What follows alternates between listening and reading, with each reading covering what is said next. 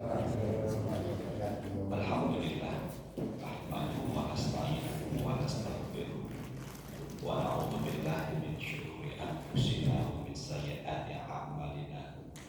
May yahdihillahu fala mudilla lahu wa may yudlil fala hadiya lahu.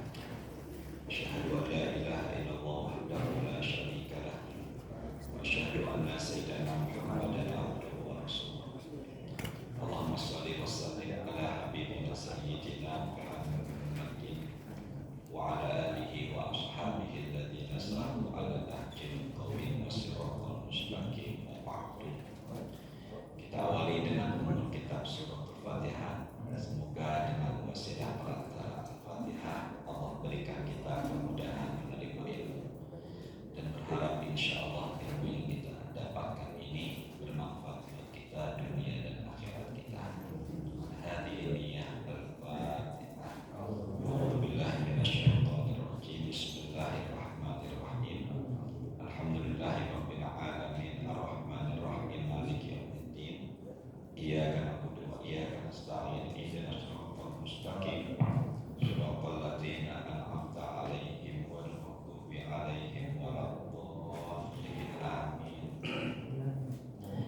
Insyaallah hari Senin tanggal 27 Januari, hari Senin insyaallah tanggal 27 Januari itu tanggalnya merah. Tanggal merahnya itu bertepatan dengan tanggal 27 Rajab. Senin 27 Januari tanggal merah bertepatan dengan tanggal 27 Rajab. Ada peristiwa yang diabadikan dalam Al-Quran sampai akhir zaman, yaitu peristiwa perjalanan Rasulullah Sallallahu Alaihi Wasallam yang kita kenal dengan sebutan peristiwa Isra Mi'raj. Kita bahas di poin yang pertama, yaitu sebelum peristiwa Isra dan Mi'raj. Kita bahas dulu, yaitu sebelum peristiwa Isra dan Mi'raj. Yang kedua, insyaallah ketika atau sedang perjalanan. Dan yang ketiga yaitu setelah peristiwa. Jadi ada 3 tahapan yang insyaallah kita bahas nih. Pertama yaitu peristiwa sebelum Isra Mi'raj. Ini poin yang pertama. Sebelum peristiwa ini dikenal dengan sebutan tahun kesedihan. Bahasa Arabnya Amul Huzni. Apa nih? Amul Huzni. Dia dengan huruf Z. Amul Huzni, yaitu tahun kesedihan. Ini yang mengawali peristiwa Isra Mi'raj. Berarti ibu bapak yang mencatat itu di poin yang pertama nih, baru sebelum. Pertama disebut tahun kesedihan. Siapa yang mengalami kesedihan adalah Nabi Muhammad Sallallahu Alaihi Wasallam. Ya, memang sifat manusiawinya dalam diri Rasulullah sama dengan kita, yaitu memiliki rasa sedih. Itu manusiawi yang dimiliki oleh Rasulullah. Makanya disebut tahun kesedihan. Makanya kalau kita bicara Isra ini dalam hal sebelum, ini kita bahas di poin yang pertama ya. Berarti sebelum tujuannya adalah menghibur. Jadi salah satu tujuan Allah memberangkatkan Rasulullah sebelum peristiwa Isra dan Mi'raj, salah satu tujuannya adalah apa ini? Menghibur Rasulullah karena mengalami kesedihan. Yang pertama, ditinggal wafat istri tercinta namanya Khadijah. disebut amul huzni karena ditinggal wafat istrinya yang bernama siapa? Khadijah, pakai huruf kha. Bapak ditinggal istri sedih atau tidak? Sedih ya. Ini yang dialami oleh Rasulullah ketika ditinggal wafat istri tercintanya yang bernama Khadijah. Itu pakai huruf kha. Khadijah. Hadisnya Sahih Bukhari nomor hadis 3820 dan Sahih Muslim nomor hadis 2432. Ini disebut muttafaqun alaih. Rasulullah didatangi malaikat Jibril. Rasulullah didatangi malaikat Jibril. Malaikat Jibril itu disebut asyraful malaikah, malaikat yang paling mulia. Jadi Rasulullah manusia paling mulia dan malaikat yang paling mulia adalah malaikat Jibril. Dan siapa malaikat yang paling mulia setelah malaikat Jibril yang ikut membantu ketika perang Badar? Perang Badar itu diturunkan pertama malaikat jumlahnya 1000, lalu ditambah 2000 jadi 3000, lalu ditambah 2000 lagi menjadi 5000. Jadi kalau ada yang bertanya siapa malaikat yang paling mulia, jawabannya malaikat siapa tadi? Jibril. Dan malaikat yang mulia setelah malaikat Jibril adalah yang ikut perang Badar, jumlahnya ada 5000. Dan kalau ada yang tanya siapa manusia yang paling mulia, Rasulullah. Dan siapa manusia yang mulia setelah Rasulullah, juga yang ikut perang Badar. Jadi itulah manusia yang ikut perang Badar. Berapa jumlahnya? 300. Itulah pasukan Rasulullah yang paling mulia setelah Rasulullah sallallahu alaihi wasallam. Ata Jibrilu an-Nabiyya sallallahu alaihi wasallam faqala. Datanglah malaikat Jibril kepada Nabi Muhammad dan dia berkata, "Ya Rasulullah, wahai Rasulullah, hadhihi Khadijah. Ini adalah istrimu yang bernama Khadijah. Qad atatka ma'aha inanun. Dia Khadijah datang kepadamu membawa nampan. Fihi idamun. Di dalam nampan itu isinya lauk pauk. Wa au ta'amun atau makanan, au syarabun atau minuman. Khadijah mendatangi Nabi, melayani Rasulullah membawa nampan, isinya lauk pauk, makanan dan apa tadi? Minuman. Fa idza hiya atatka. Kata malaikat Jibril dalam hadis Sahih Bukhari Muslim, jika Khadijah mendatangimu, faqra alaihi salam min azza wa jalla. Sampaikan salam kepada istrimu Khadijah dari Allah tabaraka wa ta'ala. Jadi satu-satunya manusia di dunia ini yang dapat salam dari Allah cuma Khadijah. Masya Allah. Kalau saya kan Pak dapat salam dari si fulan. Kalau ini enggak, dapat salam dari siapa tadi? Allah. Maka kalau saya boleh katakan Khadijah adalah manusia yang dapat apa tadi? Salam dari Allah. Assalam, manusia yang mendapatkan salam min rabbiha, yaitu dari Allah. Satu. Wa minni, kata malaikat Jibril, juga sampaikan salam bukan dari Allah tapi dari aku. Jadi manusia yang mendapatkan salam dari Allah dan juga dari malaikat yang paling mulia yaitu Khadijah. Itu enggak ada manusia yang lain selain siapa tadi? Khadijah. Kedua, wa basyir habibaitin fil jannah min qasabin. Dan sampaikan berita gembira kepada Khadijah istrimu, kelak akan diberikan rumah, dari emas di surga nanti. Jadi kalau begitu, Khadijah adalah manusia yang mendapatkan salam dari Allah dan malaikat siapa tadi? Jibril. Dan yang kedua, Khadijah adalah manusia yang mendapatkan apa? Yang mendapatkan kabar gembira akan dibuatkan apa tadi? Rumah dari emas di mana? surga. Ini manusia yang dapat salam dari Allah, Khadijah radhiyallahu anha, Sayyidah Khadijah radhiyallahu anha. Dan manusia yang mendapatkan berita gembira akan diberikan rumah di surga terbuat dari apa tadi? Emas adalah siapa? Khadijah. Dan sumber ini tertulis dalam hadis Bukhari dan Muslim. Kedua, hadisnya rawahu Imam Ahmad nomor hadis 117.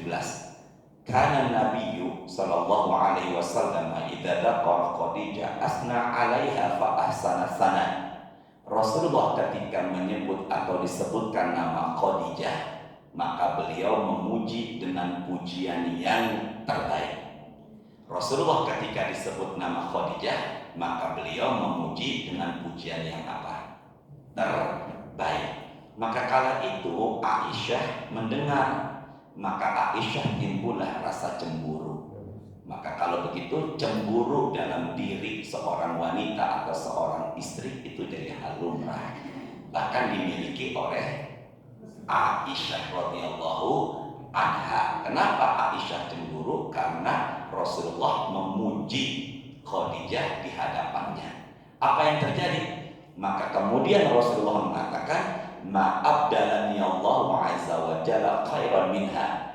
Wahai Aisyah, tidak ada seorang pun yang Allah ganti terbaik setelah Khadijah. Tidak ada seorang istri atau seorang wanita pun yang Allah gantikan terbaik setelah siapa? Khadijah. Berarti kalau dari teks hadis ini kita bisa pahami Khadijah adalah wanita yang terbaik. 4. Rasul mengatakan qad amanat bi idh kafara bin nas. Khadijah adalah wanita yang pertama beriman kepadaku di saat orang-orang belum beriman. Dan Khadijah adalah wanita yang pertama diajarkan wudhu dan juga yang pertama diajarkan sholat oleh Rasulullah. Dan sholat sebelum peristiwa Isra dan Mi'raj ada dua, ada sholat namanya disebut tahajud. Dan ketika tahajud ini maka kala itu wajib bagi Rasulullah sebelum peristiwa apa tadi? Isra dan Mi'raj. Kelima, wasadaqani idh kadzabani nas. Khadijah adalah wanita yang pertama membenarkanku di saat orang-orang mendustakanku. Yang pertama mendapatkan salam dari Allah dan Rasul. Yang kedua dijanjikan rumah di surga terbuat dari emas. Yang pertama beriman kepada Allah sehingga dia pertama kali diajarkan sholat dan wudhu. Ketiga, manusia tidak ada yang digantikan Allah terbaik setelah Khadijah. Keempat, manusia pertama yang beriman dikala orang pada apa? Kafir. Dan yang kelima, Khadijah adalah wanita yang pertama membenarkan risalah Rasulullah di saat orang-orang mendustakan. 6. Rasul mengatakan melanjutkan karena cemburunya siapa tadi ini? Aisyah, maka ucapan-ucapan ini terucap oleh Rasulullah. Wa wasatni bimaliha idh haramanin nas. Khadijah adalah satu-satunya manusia yang mendermakan seluruh hartanya untuk perjuangan dakwah. Jadi tidak ada kamus dalam diri Khadijah uang suami, uang istri, uang istri juga uang istri. Enggak ada dalam kamus Khadijah seperti itu. Khadijah mendermakan seluruh hartanya. Apalagi kala itu Khadijah adalah wanita yang kekayaannya sungguh luar biasa dan diberikan semua untuk siapa tadi? Rasulullah Shallallahu Alaihi Wasallam. Makanya Rasulullah sedih sebelum peristiwa apa tadi? Isra Mi'raj. Dan yang ketujuh, Rasul mengatakan wa razaqani Allahu azza wa jalla waladaha idh haramani auladan nisa. Dan Rasul mengatakan Khadijah adalah satu-satunya istriku yang memberikan keturunan untukku. Jadi setelah itu tidak ada satu istrinya Rasulullah yang memiliki apa tadi? Keturunan. Jadi 7 inilah termasuk kemuliaan dari siapa tadi? Khadijah. Ini sumbernya adalah Bukhari Tapi yang ke-8 kalau saya boleh tambahkan adalah Khadijah satu dari 4 pemimpin wanita di surga. Maka ibu yang ada di hadapan saya ini insya Allah masuk surga, amin ya. Amin. Itu dipimpin oleh 4 wanita. Pertama Khadijah binti Khuwailid, yaitu istri Rasulullah. 2 Asiyah binti Muzahim, yaitu istrinya Fir'aun. Ketiga Maryam binti Imran, yaitu ibunya Nabi Isa. Dan yang keempat Fatimah binti Muhammad Sallallahu Alaihi Wasallam, yaitu putrinya siapa? Rasulullah. Berarti Aisyah tidak masuk ke dalam 4 ini. Jadi ibu insya Allah dipimpin oleh 4 ini. Berarti tambahannya ke-8, Khadijah adalah satu dari 4 wanita pemimpin di surga. Maka Rasulullah sedih setelah ditinggal wafatnya Khadijah. Kalau umpama istri wafat, bolehkah suami menikah lagi? Dan bertemunya nanti dengan yang mana? Bolehnya suami menikah lagi tidak ada masa iddah dan bertemu dengan semua istrinya. Tapi kalau istri ditinggal wafat, suami tidak diperkenankan menikah lagi kecuali setelah iddahnya selesai. Dan iddah bagi seorang istri yang ditinggal wafat suami adalah 4 bulan 10 hari. Berapa bulan tadi? 4 bulan 10 hari. Dan ketika dia memiliki 2 suami, yang pertama meninggal kemudian menikah lagi, maka di antara kedua ini ayyuhuma ahsanu khuluqan, Nabi mengatakan di antara 2 ini mana yang paling baik akhlaknya. Dan jika dua-duanya baik akhlaknya, maka Rasul mengatakan dia akhiri azwajiha, bertemunya dengan suami yang terakhir. Ada nggak di zaman Rasul seorang wanita yang ditinggal wafat suaminya dilamar oleh laki-laki kaya? Ada. Siapa yang melamar? Namanya Muawiyah bin Abi Sufyan. Ibu ditinggal wafat suami, ada cowok tampan, gagah, baik hati, pengertian, soleh, kaya, melamar ibu, terima apa tidak? Waduh, Masya Allah, jawabannya luar biasa ya. Maka siapa dia? Dia adalah Ummu Darda.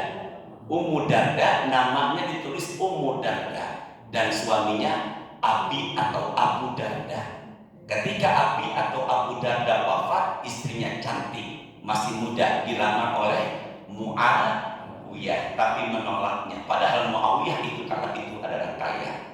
Ditolaknya. Kenapa? Beliau mengatakan al-mar'atu li akhiri azwajiha, karena seorang istri akan mendapatkan suami yang terakhir, maka aku akan menjumpai dan aku berharap bertemu dengan suamiku yang pertama dan terakhir adalah Abi Darda.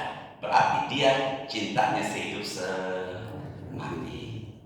Masya Allah, Bapak, semoga cintanya kita semua sehidup semati. Kepada siapa? Kepada istri kita. Insya Allah. Itu adalah keistimewaan yang dimiliki oleh Khadijah. Ada berapa tadi itu? 8 ya? Benar Pak Rizky, 8 ya? 1 dapat salam dari Allah dan malaikat. Kedua, dijanjikan punya rumah dari emas di surga. Ketiga, yang pertama beriman di saat orang pada kafir. Yang ketiga adalah wanita yang tidak ada yang menggantikan terbaik setelah Khadijah. Yang keempat, wanita yang pertama beriman di saat orang pada kafir. Yang kelima, Khadijah, wanita yang pertama membenarkan risalah Rasul. Yang keenam, yang memberikan semua harta untuk perjuangan dakwah siapa tadi? Rasul. Yang ketujuh, wanita satu-satunya yang memiliki keturunan atau anak. Dan yang ke-8, Khadijah adalah satu dari 4 wanita pemimpin di surga. Jadi ada berapa tuh? 8.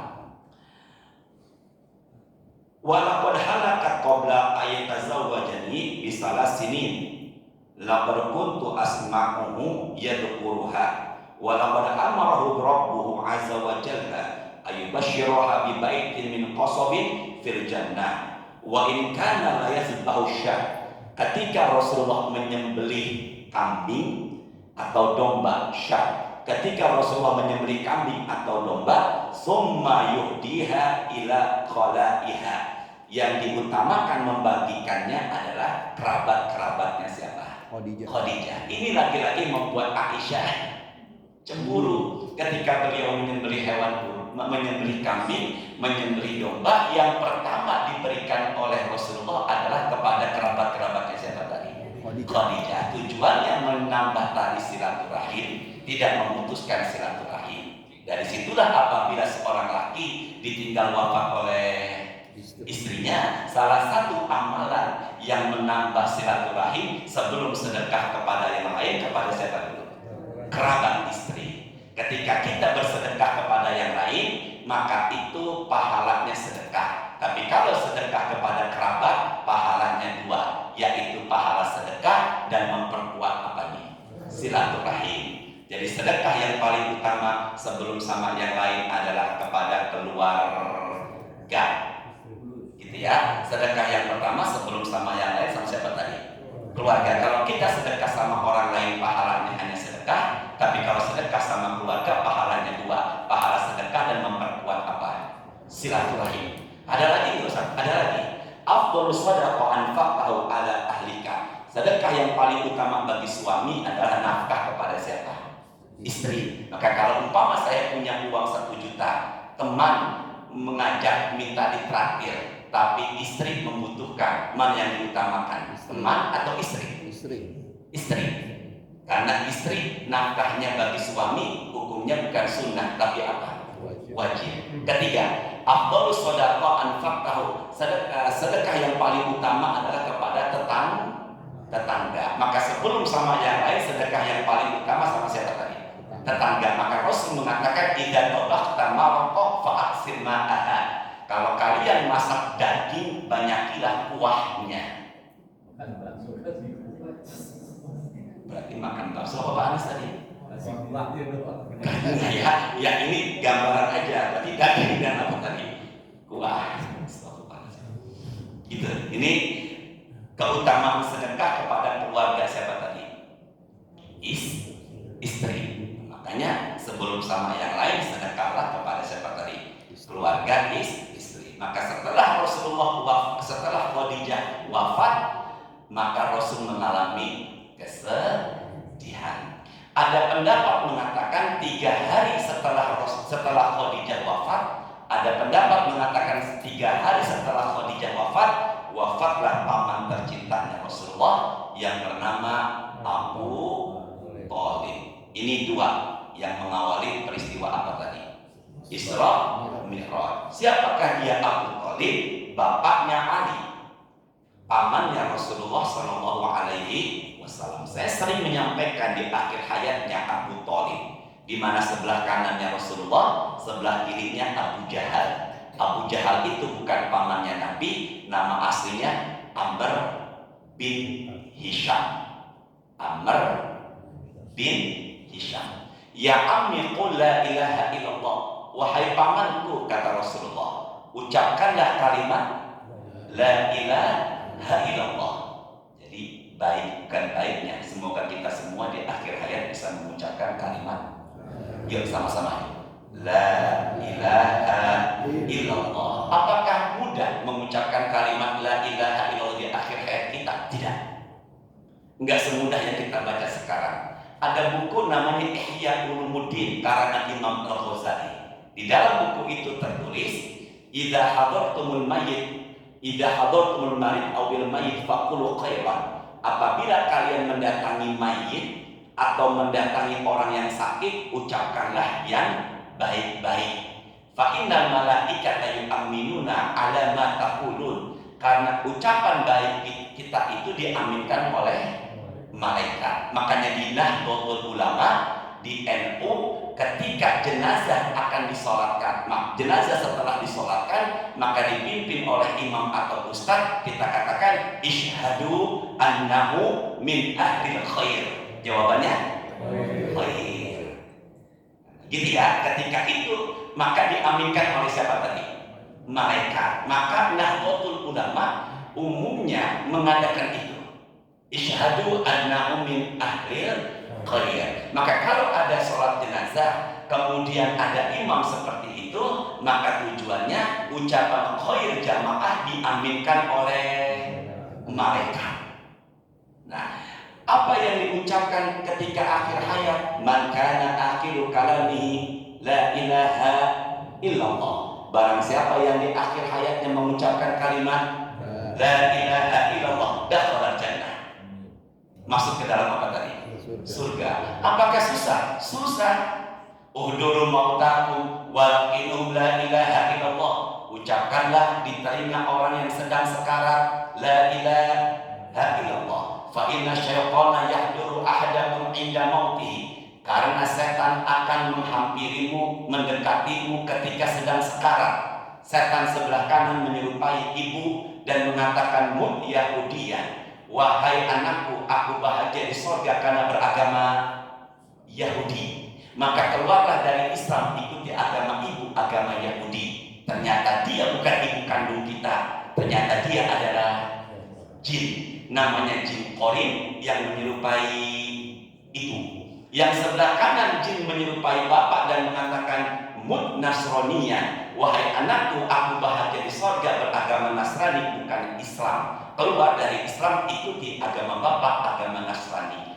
Dua ini, Qorin yang menyerupai ibu, Qorin yang menyerupai bapak, itu yang disebut fitnah sakaratul maut. Apa tadi? Fitnah.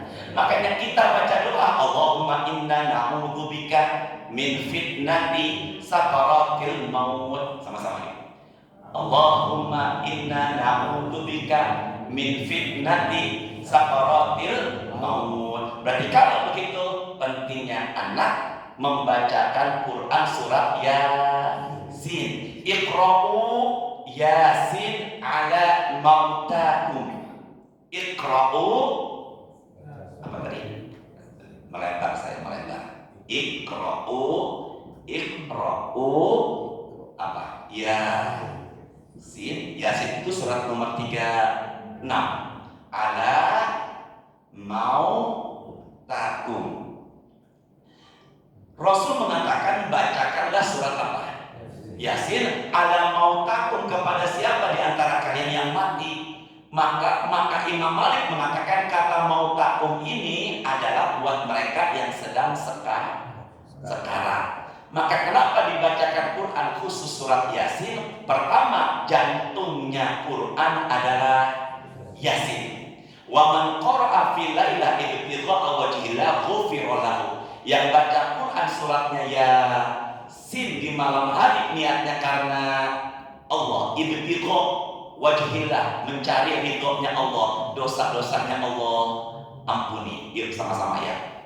Yasin adalah jantungnya Quran, yang baca di malam hari niat karena Allah diampuni dosa. Dan barang siapa yang baca Quran surat Yasin di tengah orang yang sedang apa?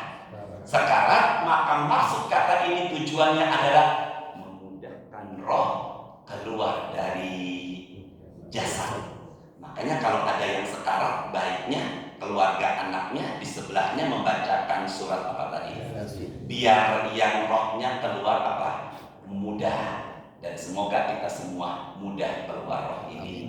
Makanya doanya Allahumma hawwin alaina fi sakaratil maut. Kalau yang sebelumnya Allahumma inna na'udzubika min fitnati sakaratil maut. Ustaz, ada gak orang yang ketika sekarat kok malah bilang pergi? Ada. Siapa dia? Imam Ahmad bin Hanbal. Imam Ahmad bin Hanbal punya anak namanya Abdullah. Sama-sama ya. Imam Ahmad bin Hanbal punya anak namanya siapa tadi? Abdullah. Siapa itu Imam Ahmad bin Hanbal? Muridnya Imam Syafi'i, pengarang buku Musnad. Imamnya Imam Hanbal. Beliau punya anak namanya Abdullah. Dikala sekaratnya Imam Ahmad, itu Imam Ahmad bilang begini, pergi dari sini, jauhlah dari aku. Ternyata setelah sadar ditanya, kata Imam Ahmad, karena ada jin Qorin yang menghampiriku dan membuatku ingin keluar dari Islam, maka aku bilang apa? Pergi. Ini hati-hati, puluhan tahun ibadah tapi endingnya jelek. Nauzubillah. Makanya kita perbanyak doa. Surat ketiga ayat 8. Surat ketiga ayat berapa tadi itu? 8. Surat ketiga ayatnya berapa? 8. Apa nama suratnya?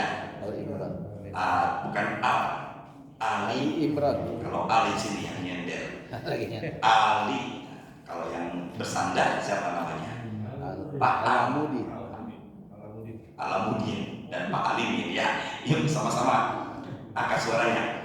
Bismillahirrahmanirrahim. Rabbana la tuzigh qulubana ba'da idh hadaitana wa hab lana min ladunka rahmah innaka antal wahhab. Tolong dibacakan Qur'annya.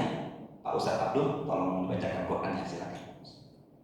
A'udzu billahi minasy syaithanir rajim. Bismillahirrahmanirrahim. Rabbana la tuzigh qulubana ba'da idh hadaitana wa hab lana min ladunka rahmah innaka antal wahhab. Ada kata rahmat. Benar? Coba lihat Quran ya. Wahab lana. Teruskan lagi. Wahab lana min ladunka rahmah. Rahmah itu apa? Ada ulama tafsir menyatakan maksud kata rahmat di sini adalah turunnya malaikat rahmat. Ketika sedang apa? Sekarat. Tolong diterjemahkan Pak Ustaz Abdul. Mereka berdoa, ya Tuhan kami, janganlah Engkau condongkan hati kami kepada kesesatan setelah Engkau berikan petunjuk kepada kami. Ini kan sekarang kita sudah punya hidayah. Benar apa enggak nih? Kita semua punya apa nih? Hidayah. Jangan sampai hidayah yang wasilah orang tua kita lepas. Apalagi hanya sekedar pasangan hidup. Saya tidak membuka aib ya, di Cepete, pribumi Betawi, ibunya nangis terus karena anak perempuannya beberapa tahun tidak berjumpa langsung minta warisan dan menyatakan kalau dia mengikuti agama suaminya. Amalkan doa ini. Jangan lepas hidayah dalam diri kita. Ya, karena hidayah itu milik siapa? Allah. Rabbana la tuzigh ba'da idh hadaitana. Coba sini nih. Saya pernah menyampaikan nih. Sebelah kanan, sebelah kiri. Hadisnya Muslim, kanan dan apa nih? Kiri. Rasul mengatakan inna rajula la ya'malu zamanan tawil bi amalin ahli jannah summa yaqtamu lahu amalu bi amalin ahli nar. Ada orang yang sudah lama beramal dengan amalan penghuni surga, tapi di akhir hayatnya malah beramal dengan amalan penghuni neraka. Sebelah kiri. Wa inna rajula la ya'malu zamanan tawil bi amalin ahli nar summa yaqtamu lahu amalu bi amalin ahli jannah. Ada orang yang sudah lama beramal dengan amalan penghuni neraka, di akhir hayatnya justru malah beramal dengan amalan penghuni surga. Kalau yang sebelah kanan sudah lama beramal dengan amalan penghuni surga, tapi akhir hayatnya beramal dengan amalan penghuni neraka, berarti dulunya orang baik, akhirnya tidak. Kalau yang ini dulunya tidak, akhirnya baik. Pilih mana? Dulunya baik, akhirnya enggak. Dulunya enggak, akhirnya baik. Pilihnya akhir yang baik. enggak ada pilihan. Akhir yang baik. Makanya ada sebuah ungkapan lebih baik mantan preman ketimbang mantan, jangan bilang ustaz, mantan orang baik gitu ya.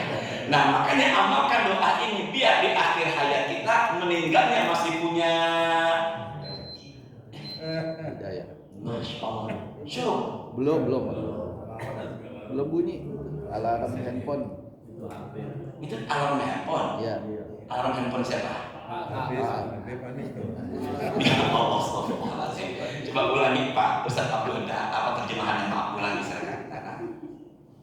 Mereka berdoa, ya Tuhan kami, janganlah Engkau condongkan hati kami kepada kesesatan setelah Engkau berikan petunjuk kepada kami, dan karuniakanlah kepada kami rahmat dari sisi-Mu. Nah inilah maksud kata rahmat itu, malaikat siapa tadi? Maka ketika kita sering mengamalkan doa ini selesai sholat, Rabbana la tuzigh qulubana ba'da idh hadaitana wa hab lana min ladunka rahmah. Maka yang datang ketika sedang sekarat adalah malaikat rahmat. Dan mana yang lebih kuat, jin apa malaikat rahmat? Ya malaikat. Itulah pentingnya doa ini, biar malaikat itu ada di hadapan kita, melindungi kita lagi sekarat, dan jin bisa menghindar dari kita. Hadirkan malaikat dengan sering mengamalkan ini. Semoga kita meninggalnya husnul khotimah. Amin. Dan kembali lagi nih, tadi nih Abu Thalib, sebelah kanannya Rasul. Qul la ilaha illallah, wahai pamanku, ucapkan kalimatul uhaju laka 'inda rabbi. Dengan kalimat la ilaha illallah, aku akan bantumu di hadapan Allah. Ucapan siapa? Maka kepalanya Abu Thalib menghadap Nabi Muhammad. Yang sebelah kirinya Abu Jahal mengatakan, hal targhabu an millati Abdul Muthalib. Apakah engkau mengingkari agama bapakmu Abdul Muthalib? Kepalanya Abu Thalib menghadap Abu Jahal. Rasul enggak putus asa. Nabi Muhammad kembali mengatakan, ya ammi qul la ilaha illallah kalimatul uhaju laka 'inda rabbi. Ucapkanlah kalimat dengan la ilaha illallah, aku akan bantumu di hadapan Allah. Kepalanya Abu Thalib menghadap siapa? Rasul. Abu Jahal enggak putus asa lagi. Hal targhabu an millati Abdul Muthalib, apakah engkau mengingkari agama nenek moyangmu, bapakmu Abdul Muthalib? Kepalanya siapa tadi? Abu Thalib menghadap Abu Jahal. Maka dia meninggalnya menghadap Abu Jahal, meninggalnya kafir, dan berpaling dari siapa tadi? Rasulullah. Sekarang saya tanya Bapak Ibu, tolong dijawab. Rasul berada di sebelah kanan siapa? Abu Thalib yang baru saja meninggal. Maka di hadapan jenazah pamannya Abu Thalib, maka Rasul mengatakan, la astaghfironna laka ma lam unha anka. Maka aku akan mintakan ampunan kepada Allah selama belum ada larangan. Rasul akan mintakan apa? Untuk siapa? Selama belum ada. Maka turun Quran surat ke-9 ayat 113. Maka surat ke-9 ayat 113 berkenaan dengan wafatnya siapa tadi? Abu Thalib. Quran surat ke-9, surat ke berapa tadi? 9 ayatnya 113. Silakan Pak Abdul. A'udzubillah, langsung ayatnya. Maka للنبي والذين آمنوا أن يستغفروا للمشركين ولو كانوا أولي قربى من بعد ما تبين لهم أنهم أصحاب الجحيم. Silakan Pak Abdul, tolong terjemahkan. Tidak pantas bagi Nabi dan orang-orang yang beriman. Sebentar, berarti bukan hanya Nabi Muhammad, tapi juga kita orang yang apa? Beriman. Tidak boleh, tidak baik, tidak pantas Nabi dan orang apa tadi? Beriman. Makanya kalau saya bilang Nabi, berarti tujuannya kepada Nabi Muhammad Sallallahu Alaihi. Nggak boleh, nggak pantas, nggak etis, nggak baik Nabi dan orang yang beriman. Terus karena ini tolong memohon ampunan kepada Allah bagi orang-orang musyrik, sekalipun orang-orang itu kaum kerabatnya. Jadi boleh apa enggak? Tidak boleh. Enggak boleh. Jadi kalau umpama ada non muslim meninggal dunia, kita doakan meskipun itu adalah kerabat, enggak boleh. Ya Allah, semoga ya kita punya keluarga semuanya beriman. Kalau itu, emang boleh Ustaz setelah dia beriman kafir kemudian beriman lagi? Boleh. Kafir lagi beriman lagi boleh. Kafir lagi beriman lagi nggak boleh 3 kali. Nah, gitu ya. Mumpung lagi. Kita punya iman, jangan sampai lepas dari apa nih? Iman. Tapi kalau udah kerabatnya, keluarganya nggak beriman, kita meninggal dunia kita doakan, ya Allah semoga ampuni, nggak bisa, dan jangan harap bertemu lagi di surga. Mana dalilnya Ustaz? Tolong teruskan, maaf. Nah, silakan. Setelah jelas bagi mereka bahwa orang-orang musyrik itu penghuni neraka jahanam. Penghuni neraka. Kalau begitu bisa nggak kita angkat nanti di hari kiamat pindahkan ke dalam surga? Nah, tolong dijawab. Bisa nggak kita angkat nanti kemudian kita pindahkan ke dalam surga? Nggak bisa. Terus ada nggak orang kafir yang mendapatkan syafaatnya Rasulullah? Ada. Satu-satunya orang kafir, satu-satunya non-muslim yang mendapatkan syafaat atau pertolongan Nabi Muhammad hanya kerabatnya Rasulullah, pamannya. Siapa namanya? Neraka apa surga? Bismillahirrahmanirrahim. Di sini dikatakan kalau Nabi Muhammad nggak boleh mendoakan Abu Thalib, orang musyrik yang non muslim. Mereka adalah penghuni apa nih? Neraka. Tapi di hadis ini rawahu Imam Muslim, satu-satunya manusia kafir yang mendapatkan syafaat Rasul hanya siapa? Neraka apa surga? Neraka. Laula ana lakana fi darkil asfali minan nar. Kalau bukan aku, berarti kalau bukan pertolongan siapa? Maka Abu Thalib sudah berada di dasar neraka. Jadi bagaimana caranya Ustaz? Maka karena syafaatnya Rasulullah, Abu Thalib berdiri di api neraka sedalam mata kaki, tapi yang mendidih adalah otaknya. Kalau di akhir hayatnya dia mengatakan Allah, cuma itu surga. Tapi dia nggak mengatakan la ilaha. Kenapa masuk ke dalam amal husni sebelum peristiwa Isra Mi'raj? Meskipun meninggalnya dalam kondisi kafir, semasa hidupnya perjuangan buat Rasulullah sangat beliau bantu. Gengsinya meninggalkan agama nenek moyangnya. Coba kalau mengatakan la ilaha illallah, maka dia meninggalnya masuk apa tadi? Surga. Jadi tetap masuk neraka apa surga? Neraka abadi. Saya ulangi, abadi. Ada lagi nggak Ustaz ayat Al-Quran yang berkenaan dengan Abu Thalib ini, yang berkenaan Nabi Muhammad nggak bisa memberikan hidayah? Ada. Apa itu? Surat 28 ayat 56. Apa tadi sudah tadi? 28. Suratnya 28. Apa nama suratnya? Al-Qasas. Ayatnya berapa tadi? 56. Suratnya 28, ayatnya 56. Apa nama suratnya? Al-Qasas. Silakan. Innaka la tahdi man ahbabta walakinna Allah yahdi man yasha'u wa huwa a'lamu bil muhtadin. Silakan. Sungguh engkau Muhammad tidak dapat memberi petunjuk kepada orang yang engkau kasihi. Siapakah orang itu? Abu Thalib. Abu Thalib. Maka dua ayat turun berkenaan dengan siapa tadi? Abu Thalib. Sungguhnya Rasulullah tidak bisa memberikan hidayah kepada orang yang beliau kasihi, sayangi, yaitu Abu Thalib. Siapa manusia yang paling mulia? Rasulullah. Rasul aja nggak bisa memberikan apa? Hidayah. Makanya ibu punya suami soleh, apalagi ikut bareng bersama ibu saat ini, syukuri yang ada. Syukuri yang ada. Karena suami punya apa tadi? Hidayah. Suami punya hidayah miskin, suami nggak punya hidayah kaya. Pilihnya yang kaya dapat hidayah. Suami punya hidayah miskin, suami nggak punya hidayah kaya. Pilihnya yang oh, Pak Arsi yang menjawab. Apa Pak? Hidayah dan kaya. Hidayah dan kaya. Berarti syukuri apa yang ada.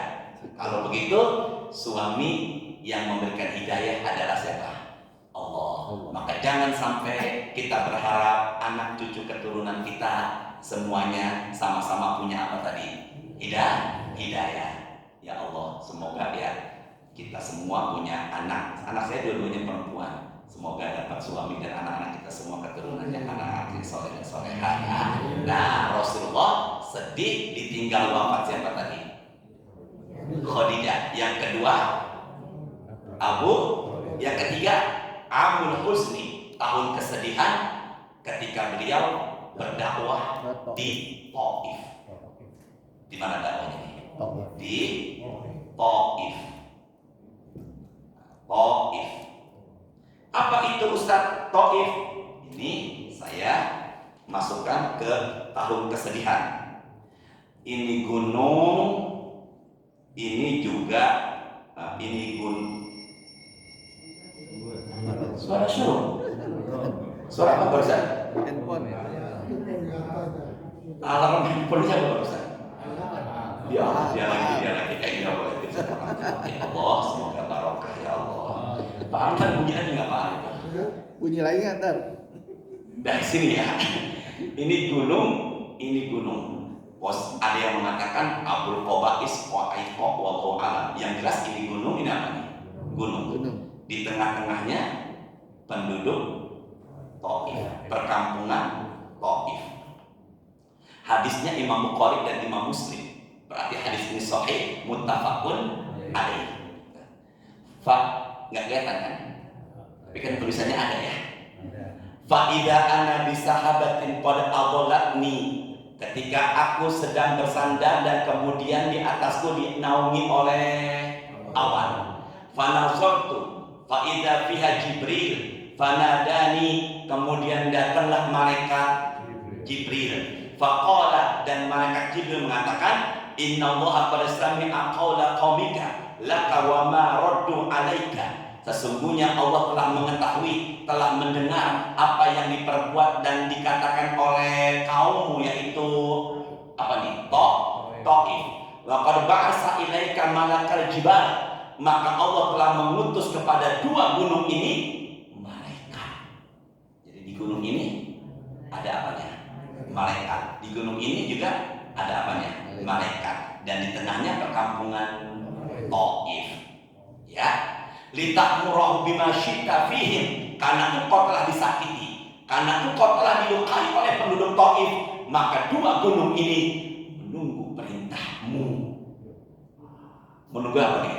Sudah Allah izinkan, sudah Allah katakan izinkan. Jadi kalau umpama ya udah hancurin aja itu kampung Taif, hancur nggak? Jangan dulu, hancur nggak? Nabi Nuh pernah seperti itu, tapi Rasul tidak. Saya tidak menjelekkannya. Rasul tidak. Apa ucapan Rasulullah?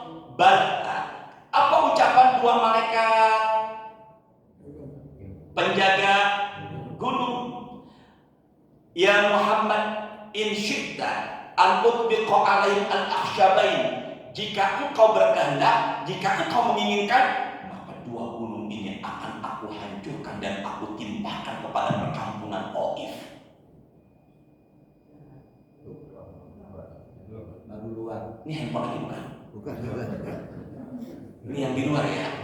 Nggak, terusin apa sarapan? Nggak harus kompak dulu. Masya Allah. Ya Allah, ini baru pembukaan ibu nih. Belum perjalanannya, belum ke langitnya. Isra Mi'raj belum. Ini belum Isra-nya, belum Mi'raj-nya, baru apa nih? Baru Tahun kesedihan.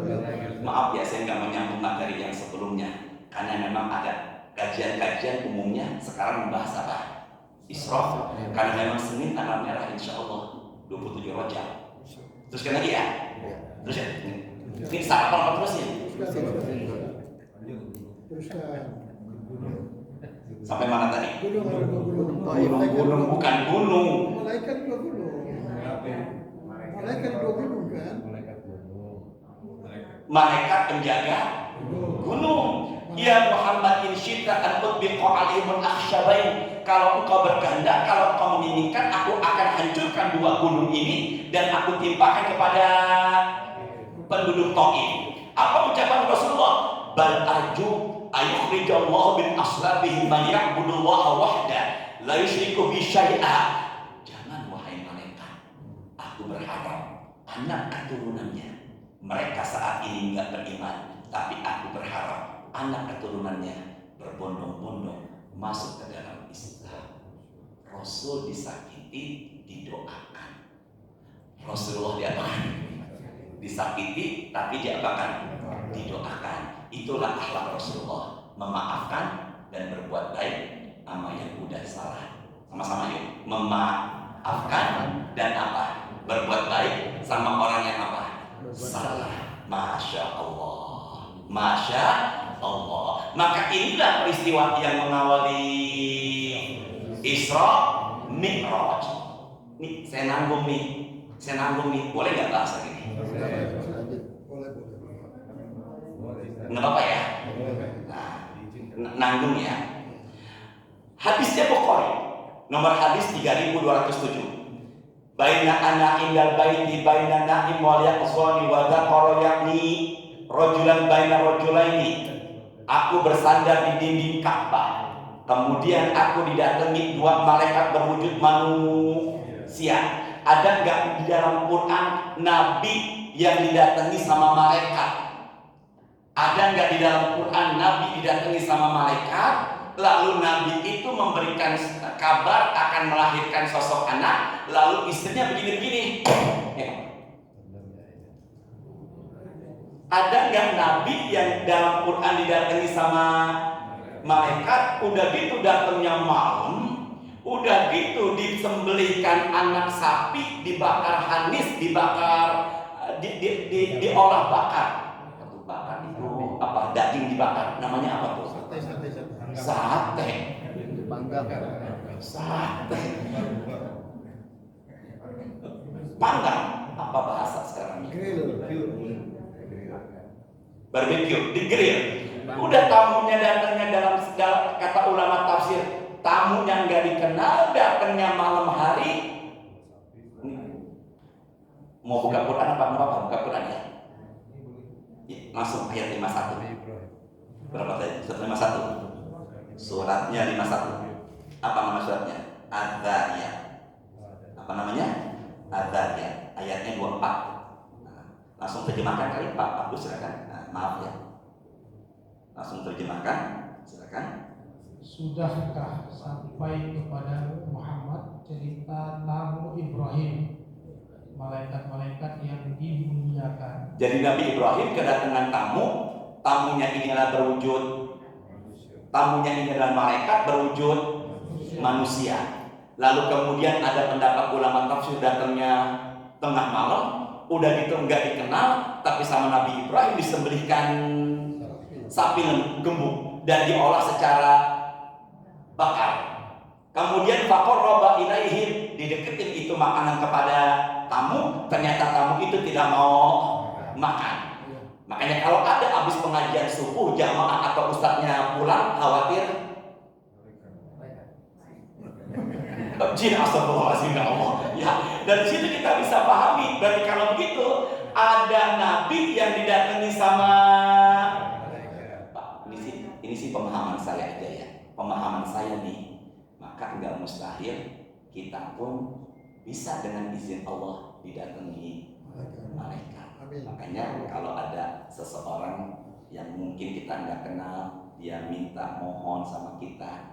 Kalau bagi saya mah, saya sarankan kasih aja, karena kita nggak pernah tahu siapa dia, gitu ya. Maka dengan izin Allah bisa nggak? Malaikat bisa. Ternyata Israel. Itu lain perkara. Udah kaji lagi ya. Dan kembali lagi ya. Apa yang terjadi Ustaz? Berarti kalau begitu malaikat mendatangi Nabi Muhammad sebelum peristiwa Isra Mi'raj. Kalau yang di sini didatanginya siapa tadi? Nabi Ibrahim. Tapi nanti bisa baca langsung ayat-ayatnya udah Bapak ya. Apa setelah itu fa'utitu bil tis'i min dhahabin mala'ani hikmah wa iman. Dia bawa nampan yang terbuat dari emas. Nampan itu terisi iman dan hikmah. Fasyuqqa minan nahri ila maraqil batni. Disembelihlah, dibeletlah aku dari ujung leher. Bahasa Betawinya lek-lekan sampai perut. Wa kusral batnu bima'in zamzam, dan dicucilah hatiku dengan air zam-zam. Kemudian apa yang terjadi? Summa mulia hikmatan wa iman.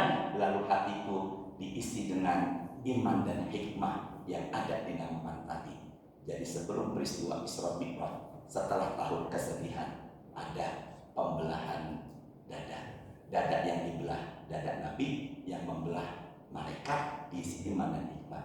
Pak Al nyender di tembok, datanglah Pak Anies, datanglah Pak Sentot ngambil golok, kita lehernya sampai perutnya Pak Al, kemudian kemudian hatinya kita cuci pakai air keran kamar mandi Masjid Bukit Indah. Masukin lagi. Apa yang terjadi?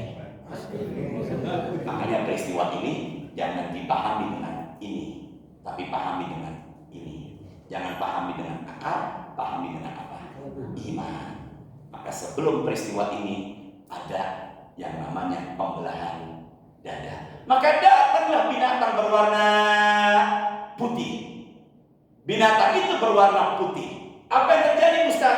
Lebih besar ketimbang keledai, lebih kecil ketimbang kuda, yang sekali langkah sejauh mata memandang, tapi anehnya ketika mau ditunggangi, fastas abad, susah ditunggangi. Kalau pemahaman saya, apa ini? Kenapa susah ditunggangi Ustaz? Next, insya Allah.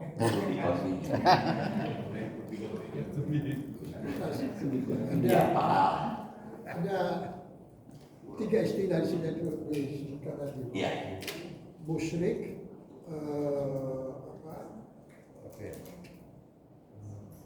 kafir, dan satu lagi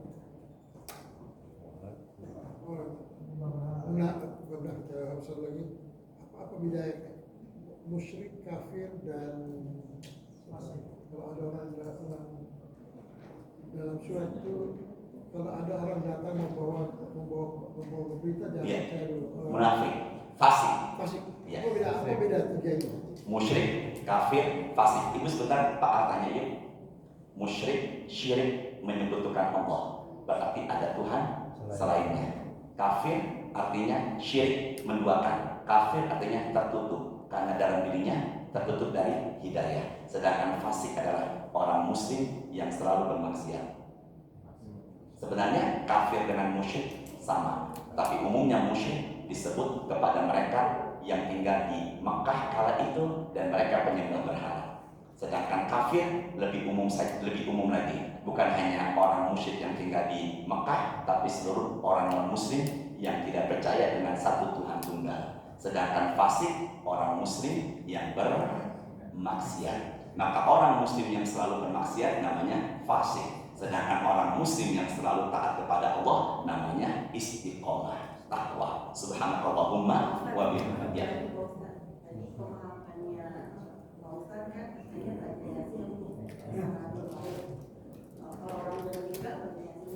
Bagaimana kalau orang yang sudah meninggal berarti menghadiahkan pahala surat Yasin? Nah, maka kata mau takum ada 2 pendapat. Pendapat yang saya katakan pertama adalah buat orang yang sedang sekarat, dan pendapat yang kedua buat orang yang sudah meninggal. Maka kata apa tadi ini?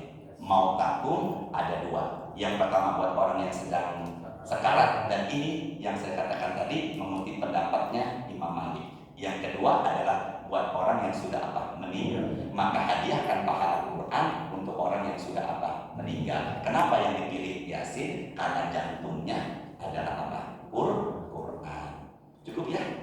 Semuanya subhanakallahumma wa bihamdika asyhadu an la ilaha illa anta astaghfiruka wa atubu ilaik. Allahumma inna nas'aluka ilman nafi'an wa rizqan thayyiban wa amalan mutaqabbala. Allahumma a'inna ala dzikrika wa syukrika wa husni ibadatik. Rabbana taqabbal minna innaka antas samiul alim wa tub 'alaina innaka antat tawwabur rahim. Allahumma shalli wa sallim ala sayyidina Muhammadin walhamdulillahi rabbil alamin. Assalamualaikum warahmatullahi wabarakatuh. Waalaikumsalam.